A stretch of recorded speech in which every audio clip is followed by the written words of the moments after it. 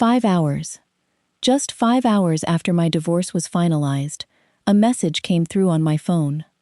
I thought maybe it was someone reaching out to apologize. I was wrong. The message was a photo. A wedding photo. At first, I couldn't even process what I was looking at.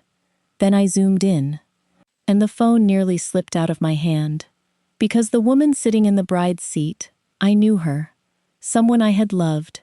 Someone I trusted more than anyone else in this entire world. Someone whose hand I had held since I was a little girl, growing up. My mother didn't pick up the phone that day. Neither did my father. And I understood, in that moment, that they had known about this for a long time. I kept telling myself over and over, maybe it's someone else. Maybe I'm wrong. But somewhere deep down, I already knew. I knew exactly who this betrayal had come from. What I didn't know was that behind this one wedding was something that would end up destroying my entire family, years down the line. If you enjoy family betrayal stories, revenge stories, and stories about justice finally catching up to the people who thought they'd gotten away with it, subscribe to HeirNova and stay with me. My name is Luna. And there was a time in my life when love felt like the only thing that could get us through anything. I grew up in a small apartment on the edge of town, the kind of place where the heater rattled all winter and my mother stretched every dollar until it screamed. My father worked construction. My mother cleaned houses on the weekends just to help cover the bills. We didn't have much, but we had each other, and for a long time, that felt like enough. I met James when I was 22, working as a waitress at a diner that barely paid minimum wage. He was a delivery driver back then, always coming in around closing time, always ordering the same thing, always leaving a tip bigger than he could probably afford. We started talking. Then we started dating. Within a year, we moved into a tiny one-bedroom apartment together, the kind with a leaky faucet and paper-thin walls. Those early years were hard, really hard. There were nights we counted coins on the kitchen table just to figure out if we could afford groceries. James worked double shifts. I picked up extra hours wherever I could. We didn't have vacations. We didn't have nice things. What we had was each other, and a stubborn belief that if we just kept pushing, things would eventually get better. And they did. James had this idea, this small logistics business he wanted to start. Something that could connect local delivery drivers with small businesses that couldn't afford big shipping companies. I remember him staying up until 2 a.m. some nights, sketching out plans on the back of old receipts because we couldn't afford a notebook. I believed in him before anyone else did. I put in my own savings, every penny I had, to help him get it off the ground. We got married when I was 24, in a small courthouse ceremony, because that's all we could afford. My mother cried through the whole thing.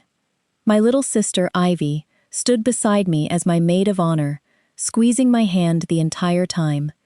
I remember looking at James that day and thinking, whatever happens, we'll figure it out together. For the first 2 years of marriage, that business barely survived. There were months we didn't know if we'd make payroll for the 2 employees James had hired.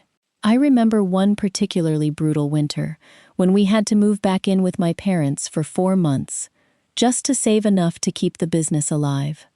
But slowly, it started working. James landed a contract with a regional supermarket chain, then another, then a bigger one. Within 3 years, what started as a 2-person delivery operation turned into a company with over 40 employees and contracts across 3 states. We went from counting coins to Luna, look, actually having real savings, to buying our first house, to finally being able to breathe. I remember standing in our new kitchen the day we moved in, an actual house with actual space, and crying because I never thought we'd get here. James wrapped his arms around me and said, "We did this together. Never forget that." I believed him completely. What I didn't know yet was that success has a strange way of changing people. And I had no idea that the very success we'd built together, side by side, from nothing, was about to become the thing that tore everything apart. The business kept growing. James started attending industry conferences, meeting bigger investors, shaking hands with people who wore suits that cost more than our old rent. I was proud of him, genuinely, deeply proud. But somewhere in that growth, something started shifting. James used to ask my opinion on everything. Every business decision, every hire, every contract. Slowly, that stopped. He'd come home from meetings and just mention things in passing. Decisions already made, deals already signed. When I'd ask for details, he'd wave it off. "It's just business stuff, Luna. Nothing you need to worry about." I told myself it was normal. He was busy. He was stressed. Running a growing company wasn't easy, and maybe he just needed space to handle it his way. Around that same time, my younger sister Ivy started coming around more often. She'd always been close to our family, but suddenly she was at our house constantly, always with some reason, helping with paperwork, picking up documents for James, sitting in on what he called quick business chats at our kitchen table. At first, I thought nothing of it. Ivy was smart. She'd studied business administration in college, and James had mentioned once that she had a good eye for numbers. It made sense that he'd ask for her help occasionally. But the visits got more frequent, and something about the way they interacted started to feel different. I remember one evening, coming home early from a family dinner I'd left because I wasn't feeling well, and finding them sitting close together on the couch, laughing at something on James's laptop screen. The moment I walked in, the laughter stopped. James closed the laptop a little too quickly. Ivy stood up a little too fast, saying she needed to head home. I told myself it was nothing. They were just close, that's all. Ivy was practically like a little sister to him too, someone who'd been around our family for years. But the small things kept adding up. James started remembering little details about Ivy's life that even I sometimes forgot.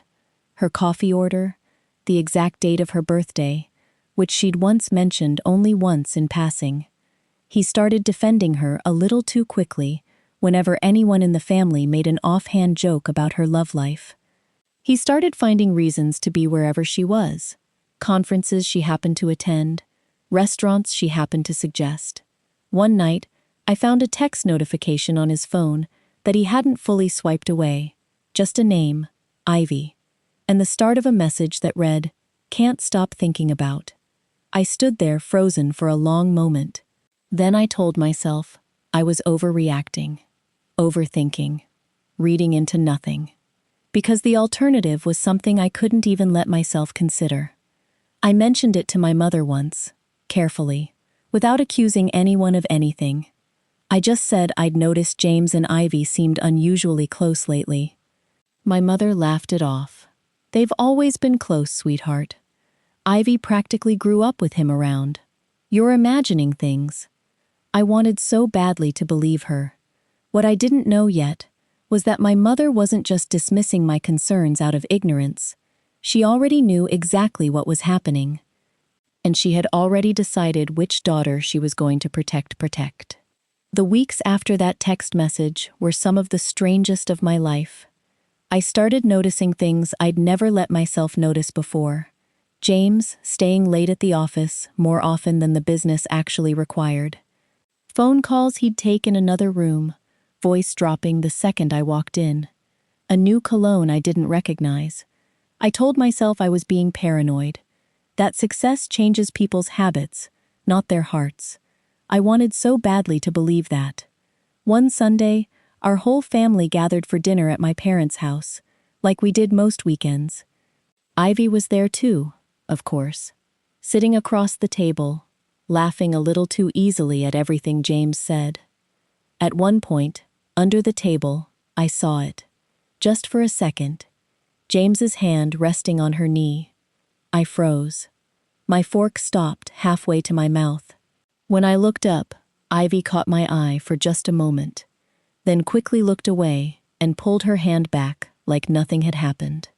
I didn't say anything that night. I don't know why. Maybe I was still trying to convince myself I'd imagined it. Maybe some part of me was terrified that saying it out loud would make it real.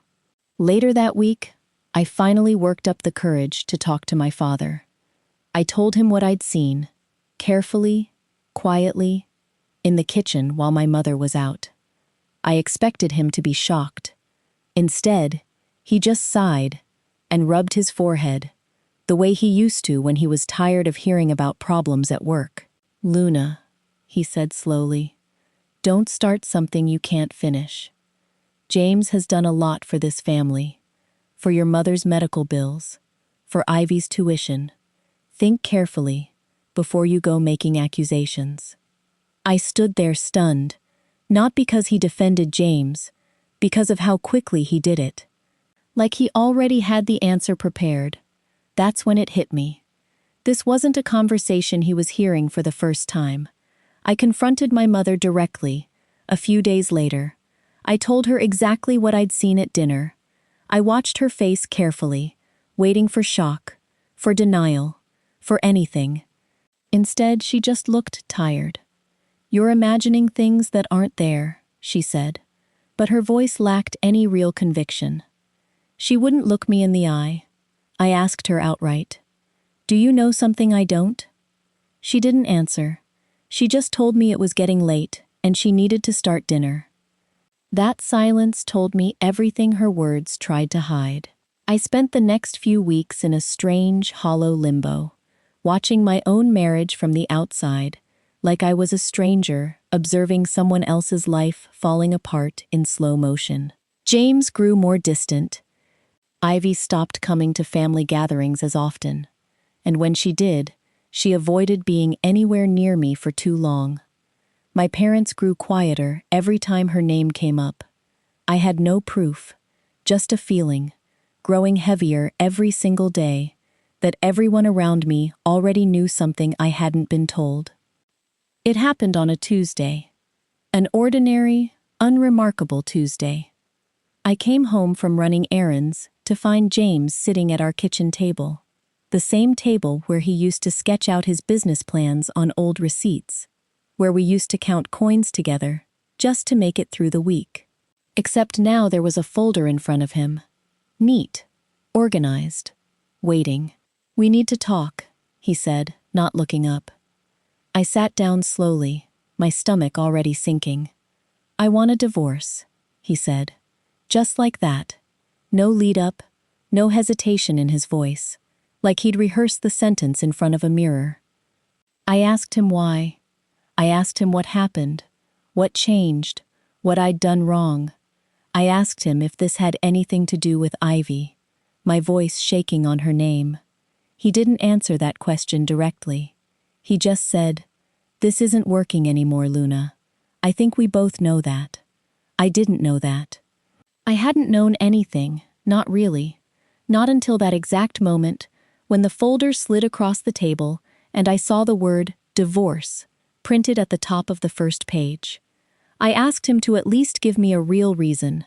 8 years. We'd built everything together, from nothing, side by side. I deserved a real reason. He just repeated the same hollow line. "It's for the best, for both of us." I signed the papers that same week. Not because I wanted to, because fighting felt pointless when the person across from me had already checked out completely. Months ago, maybe longer. There was nothing left to save.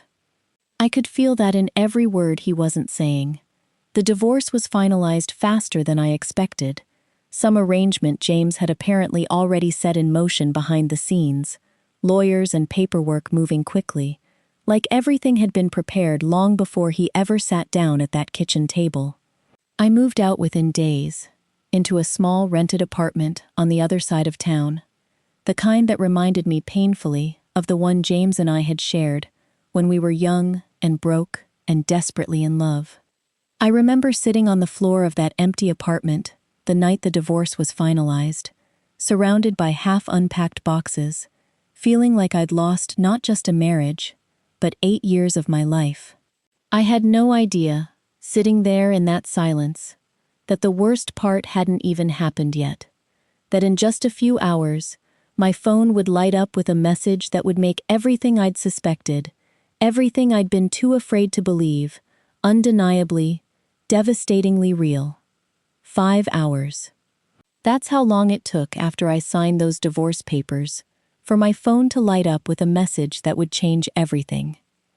I was sitting on the floor of my new apartment, surrounded by boxes I hadn't found the energy to unpack, when my phone buzzed.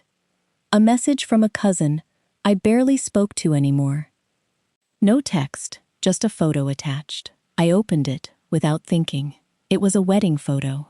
A courthouse. The same kind of small, simple ceremony James and I had once had. James stood in the center, wearing the same navy suit he'd worn to our own wedding 8 years earlier. And beside him, in a white dress, holding a small bouquet, was Ivy, my sister.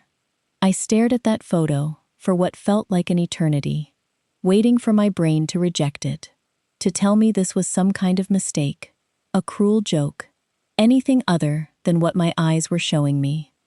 The caption underneath, from my cousin, reads simply, "Did you know about this?" I called my mother immediately. She didn't pick up. I called my father, straight to voicemail.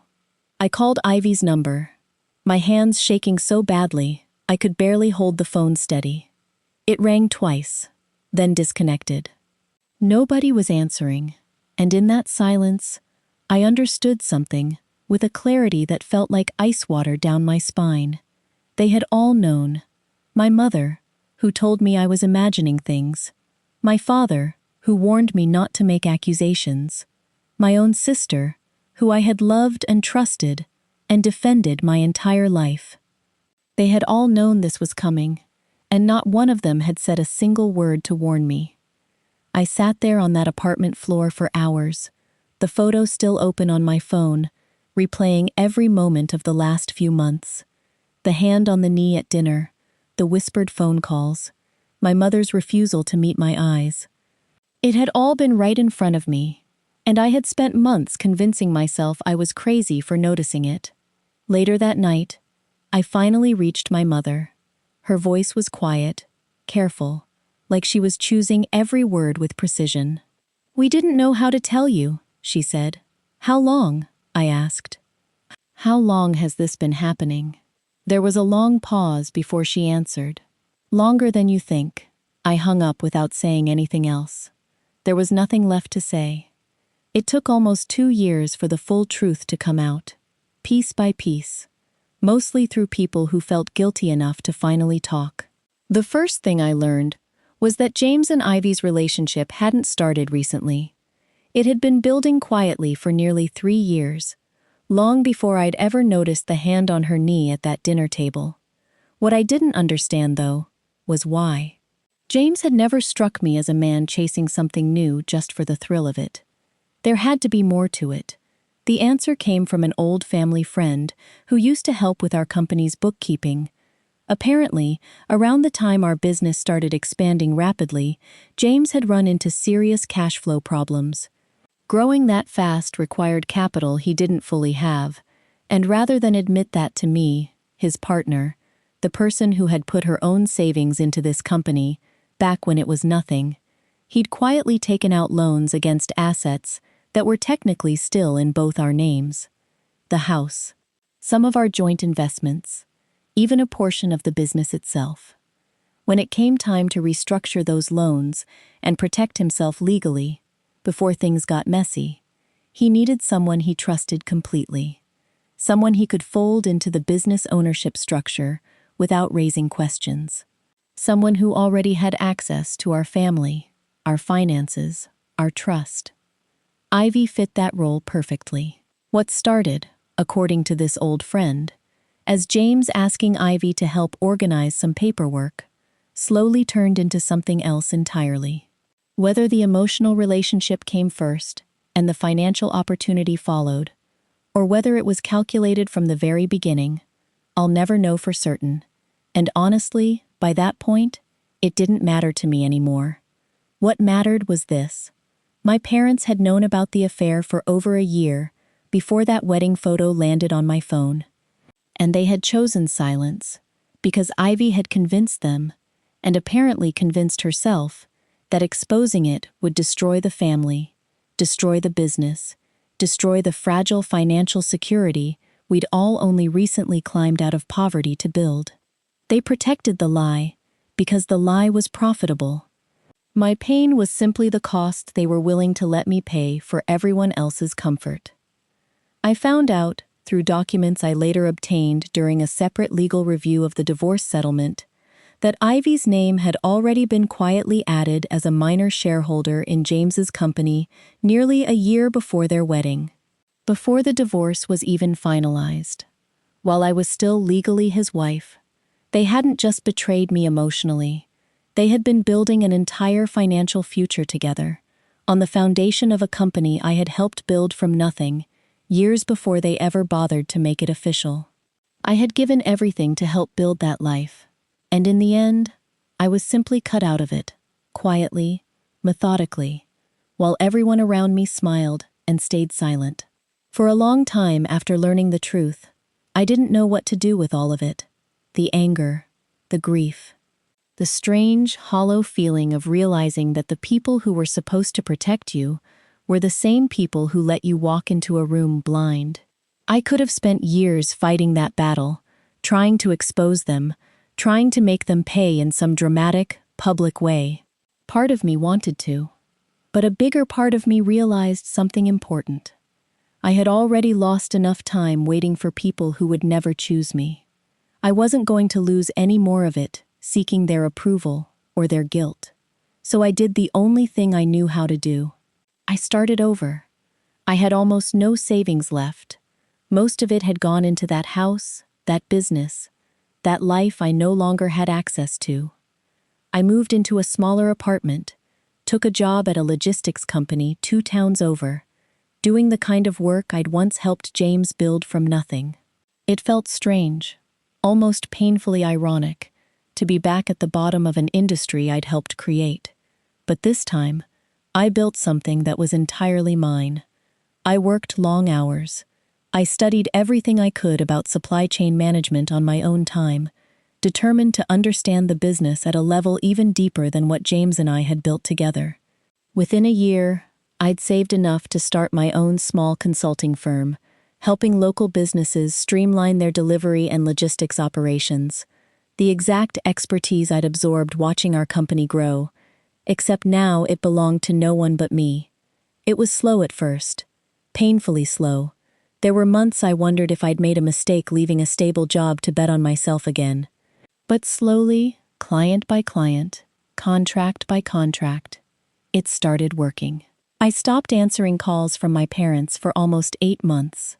Not out of spite, but because I needed silence to hear my own thoughts again, without their explanations, their excuses, their careful, guilty word choices. I heard through distant relatives that James's business had grown even larger after the wedding, that Ivy had taken on a more visible role in the company, attending events by his side, being introduced to investors as his wife and business partner. I told myself it didn't matter anymore. And slowly, day by day, that became true. Almost 3 years after that wedding photo landed on my phone, I got a call from my mother. Her voice sounded different this time, smaller, uncertain. "Luna," she said, "I think you should know what's happening."